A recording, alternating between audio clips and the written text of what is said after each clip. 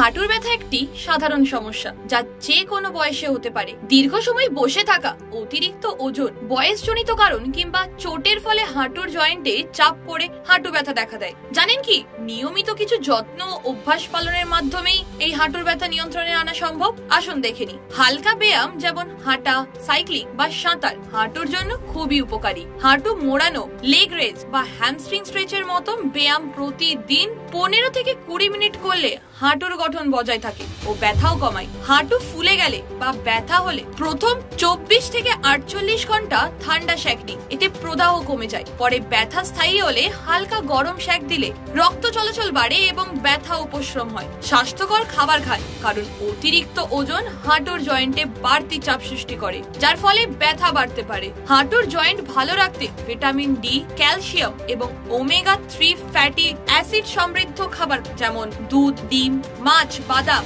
ও শাকসবজি খেতে হবে। হাঁটুর ব্যথা অবহেলা করলে তা ভবিষ্যতে বড় সমস্যায় পরিণত হতে পারে। তাই ব্যথা শুরু হলে প্রাথমিক যত্ন নিন, নিয়মিত অভ্যাস গড়ে তুলুন এবং প্রয়োজনে বিশেষজ্ঞ চিকিৎসকের পরামর্শ নিতে দ্বিধা করবেন না। হাঁটুর যত্ন মানেই সুস্থ ও সক্রিয় জীবন।